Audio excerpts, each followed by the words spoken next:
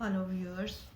आज मैं बहुत शायद न्यूज़ में बहुत आ रहा है और सभी लोग बहुत देख रहे हैं कि राम का मंदिर बनने वाला है।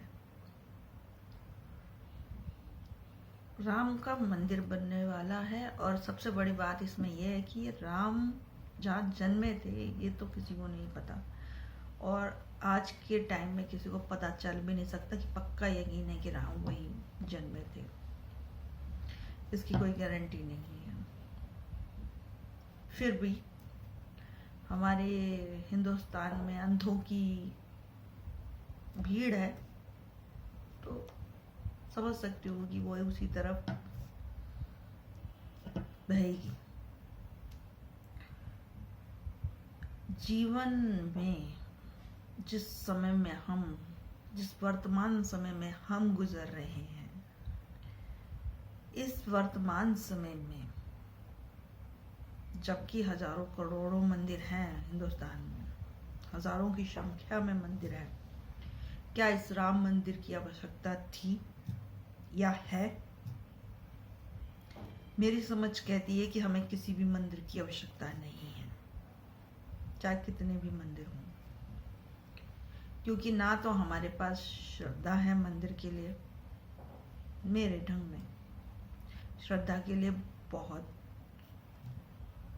श्रद्धा एक अलग चीज़ है, इसके बारे में हम फिर कभी बात करेंगे। आज का मेरा ये टॉपिक राम मंदिर के ऊपर है। मैं राम मंदिर के फेवर में नहीं हूँ, मैं राम जैसे मनुष्य के फेवर में हूँ। यदि मुझे कोई ये कहे कि इसका चरित्र राम जैसा है, पता नहीं, राम जी का चरित्र तो मैं इतने समय के बाद, मेरा जन्म अब हुआ है, 19वीं सदी में हुआ है, 20वीं सदी ये चल ही रही है, तो मैं 13वीं सदी में पैदा हुए राम की ऊर्जा को नहीं पहचान सकती। ठीक है ना, ये इम्पॉसिबल है। रामचरितमानस से राम के चरित्र का पता चलता है, मगर मैं माफ़ी चाहूँगी कि मैंने रामचरितमानस नहीं पढ़ा और ना मुझे पढ़ने की आवश्यकता है, क्योंकि हम दूसरे के चरित्र पढ़ते हैं, उस चरित्र में उतरते नहीं हैं। यदि कोई राम के चरित्र को पढ़ते हैं तो उस राम के चरित्र में उतरने की भी हिम्मत दिखाइए, और यदि आप उस चीज में नहीं उतर सकते, यदि कोई राम के सही मायनों में चरित्र में उतर गया ना, तो कम से कम राम के मंदिर को बनाने को वो कभी नहीं कहेगा।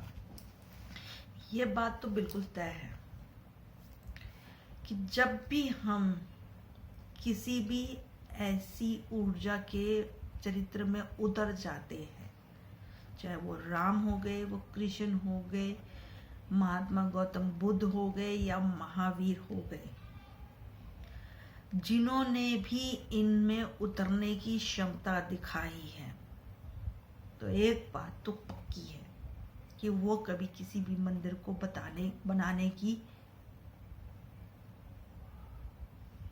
जरूरत नहीं समझेंगे, क्योंकि वो खुद एक मंदिर से होंगे। तो इन झूठे मंदिरों का क्या अर्थ है? चाहे आप किसी का भी मंदिर बनाए, मैं उस सभी मंदिरों के विरोध में हूँ, और ऐसा नहीं है कि मैं मंदिर गई नहीं हूँ, मैं मंदिर गई भी हूँ। ना तो मुझे मंदिर से व्यक्ति कोई जाता दिखता, ना वहां से कोई आता दिखता, और 2 पल की श्रद्धा आपके जीवन के लिए पर्याप्त नहीं है। आपको श्रद्धा या विश्वास या जो भी कहना है या जो भी करना है, तो वो तो राम के नाम से भी हो जाएगा। मगर हाँ, मेरा इसमें एक छोटा सा एक शब्द है, जो भी जिस भी ईश्वर की प्रार्थना करते हैं, यदि वो अपना पूरा समर्पण उस ईश्वर की तरफ कर दे, तो मैं आपको विश्वास के साथ कह सकती हूँ वो कभी भी किसी भी मंदिर के निर्माण में उत्सुक नहीं हो सकते। इस बात को मेरी समझिएगा, क्योंकि वह खुद एक चलते फिरते जीवंत मंदिर हो जाते हैं। तो क्या हमें मुर्दा मंदिरों की आवश्यकता है या जीवंत ऊर्जा की मंदिरों की आवश्यकता है? ये आप तय कीजिए, और आप ही ये तय कीजिए कि हम कितने अपने जीवन के प्रति श्रद्धा विश्वास से भरे हैं, भरे भी हैं या नहीं। मेरा ये छोटा सा आज का टॉपिक है। मैं हर मंदिर बनाने के विरोध में हूँ। मुझे ये लगता है कि मनुष्य को क्षमता दिखानी चाहिए कि वो उस चरित्र में उतरे और उस चरित्र का रस ले। राम के चरित्र में जिनको भी राम की कोई भक्ति करनी हो, मैं राम के बारे में सिर्फ सुना है, ना मैंने उनकी कोई किताब पढ़ी है, और ना भविष्य में मैं शायद कोई किताब पढ़ना चाहूंगी। सिर्फ जब तक मैं जीवित हूँ मैं उन्हीं चीज़ों का अनुभव कर सकती हूँ।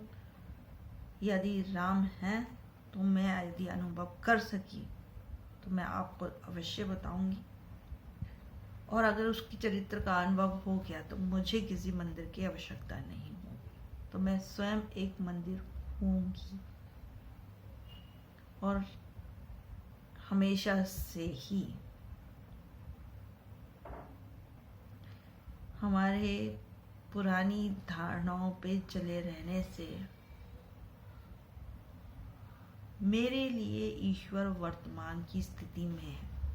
मैं उसे उसी में अनुभव करती हूँ, वो चाहे राम हो, रहीम हो, कृष्ण हो, या कोई और नाम से हो, या जीसस हो, मुझे उससे कोई फर्क नहीं पड़ता।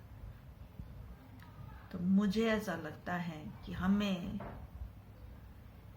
सभी को मंदिरों के बारे में विचार करने चाहिए कि हमें मंदिर सा अनुभव करना है या मंदिर बनाना है। यदि आपने मंदिर बना लिया तो आप अनुभव करना नहीं जानते, और यदि अनुभव करना जानते हैं तो आपको किसी भी मंदिर की आवश्यकता नहीं है।